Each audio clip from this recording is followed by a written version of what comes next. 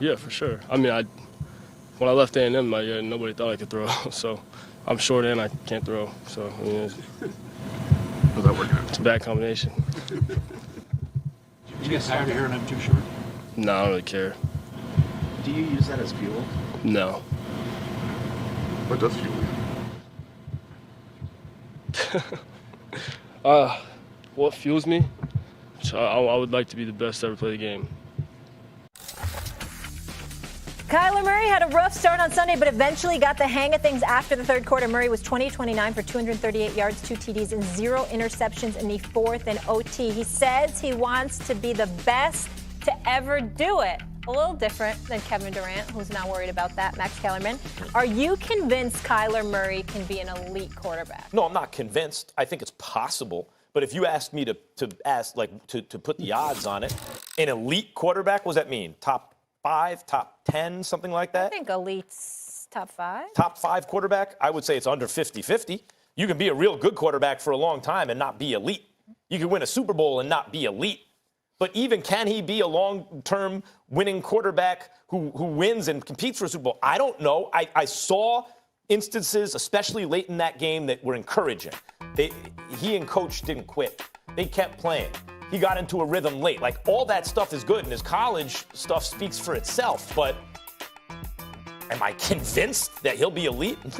No, I'm not convinced. And by the way, when he says what he said, a part of me really likes, like, good, be the best ever. But then when you think about all the best evers, did they ever, before they did anything, said, my goal is to be the best ever? Usually that's not the way it works. Mm-hmm.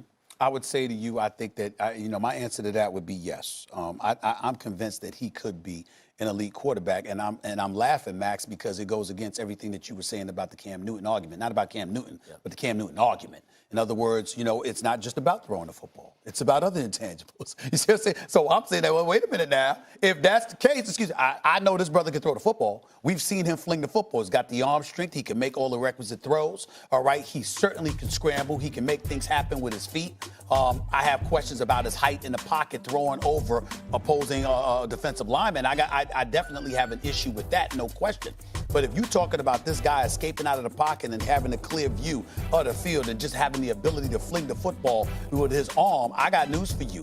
He's shown me a lot that he can get that done. You put the right weapons around him, I think the brother can make some things happen. And I got news for you also. I think that already in his career, he's got a head start in terms of his ability to throw the football over Lamar Jackson. Now, Lamar Jackson showed up last week, but last year, Lamar Jackson made most of his noise running with the football, not throwing it.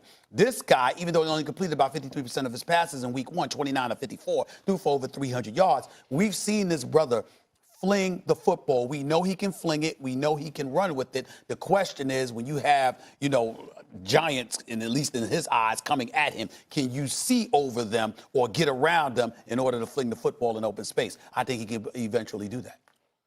I think the real question for me is, are we a believer in Cliff Kingsbury?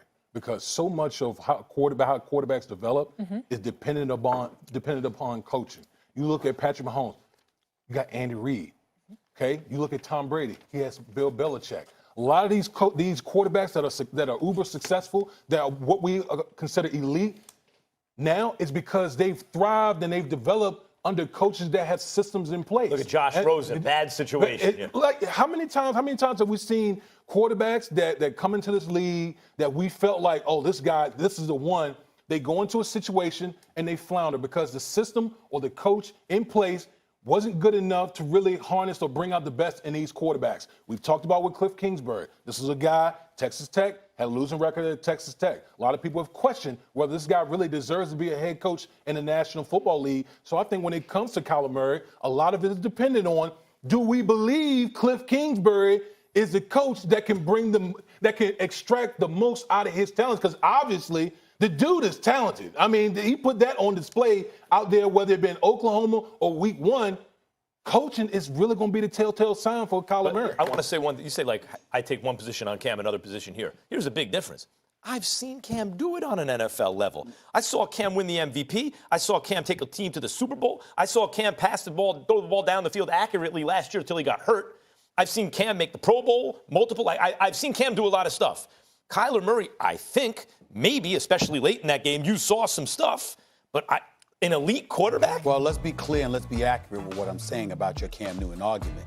In other words, you weren't talking, the conversation expanded beyond Cam Newton, and we started critiquing what our criteria is when we're judging a quarterback. And I'm saying if you're making the argument that it's not just about throwing the football, it's about winning. Your job, number one job, is to win at all costs, any which way you can. I'm saying, excuse me, then I think he has that potential. If you're just talking about his ability to fling the football as a miniature presence in the pocket, that might be more challenging. We'll see what Kingsbury is able to do for him. But if you're talking about just a winning pedigree and finding ways to win football games, I think he can pull that off. In college, he was very accurate. He was a very accurate passer in college. I'm not talking about his accuracy, his arm, his legs, his ability to read defense. I'm not talking about any of that.